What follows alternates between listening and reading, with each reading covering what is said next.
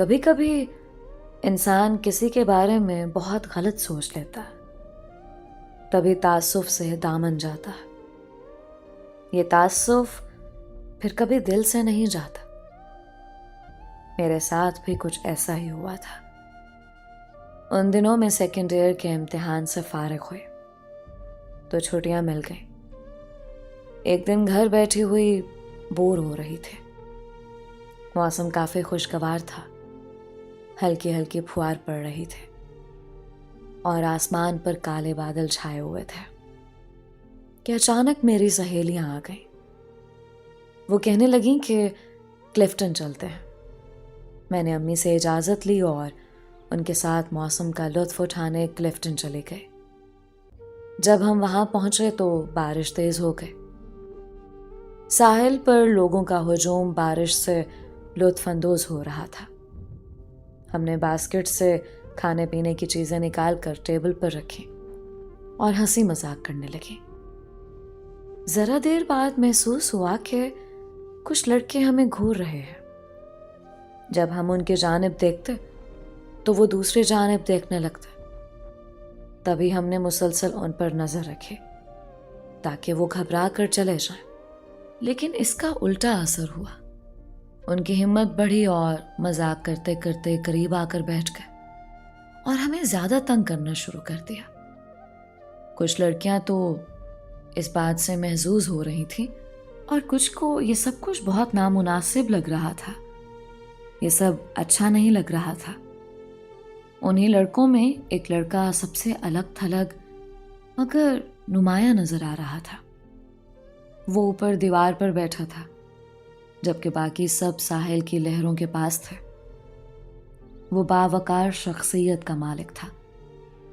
اس کے چہرے پر ملاحت تھی۔ وہ اپنے دوستوں کی حرکتوں پر مسکرا رہا تھا۔ اس کے دوستوں نے ہمیں اتنا تنگ کیا کہ ان سے پیچھا چھڑانا مشکل ہو گیا۔ بالآخر ایک لڑکی نے پولیس والے سے شکایت کر دی اور یہ سارے دھر لیے گئے سوائے اس لڑکے کے جو الگ تھلگ تماشا دیکھ رہا تھا۔ وہ آگے بڑھا اور پولیس والے سے کچھ بات کی، جیب سے کچھ نوٹ نکال کر پولیس والے کو دیے اور اپنے ساتھیوں کو چھڑا لیا۔ تب ہم لڑکیاں ڈری سہمی واپس گھر کو چل دیں۔ اس واقعے کو کافی عرصہ گزر گیا۔ دل پر اس لڑکے کی یاد کے نقوش گہرے ہی رہے۔ تمنا کرتی کہ کاش ایک بار اس سے ملاقات ہو جاتی۔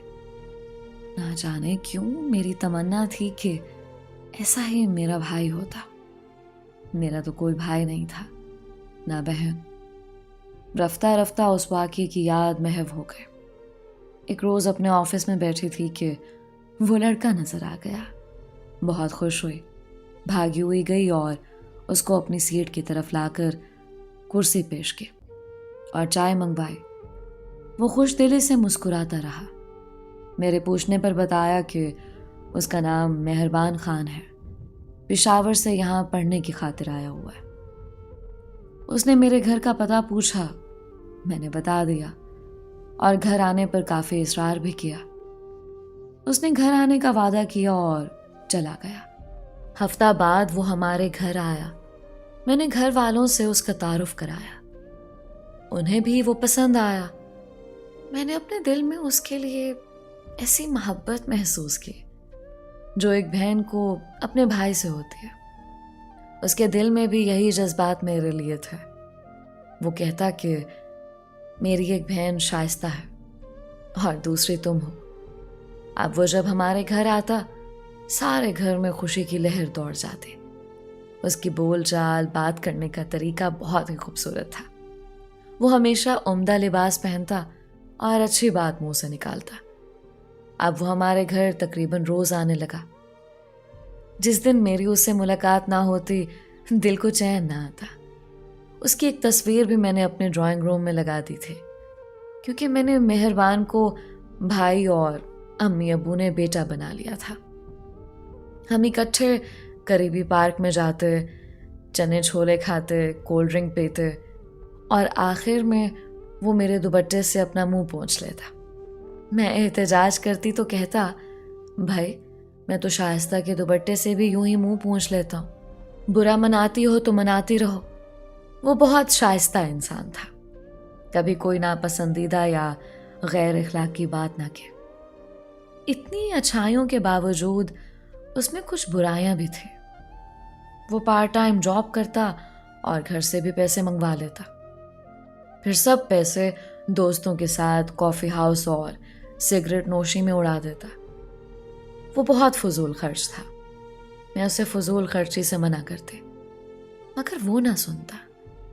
तब मैं रूठ जाते तो वो मान जाता और फजूल खर्ची से बाज रहता।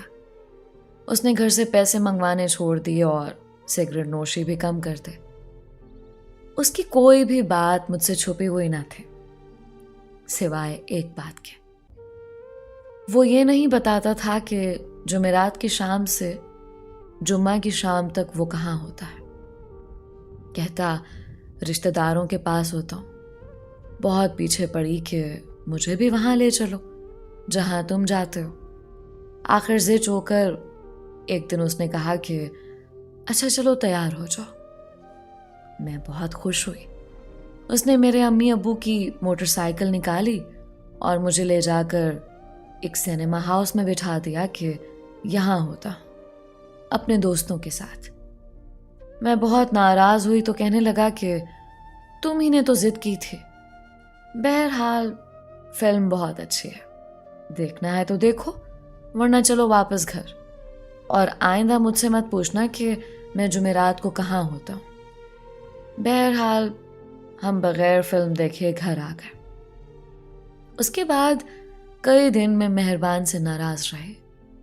अक्सर वो अपने रिश्तेदारों की बातें बताता और अपनी छोटी बहन शाइस्ता के बारे में भी बताता, जो उसे बहुत मोहब्बत करते थे। उसका हर दम ख्याल रखते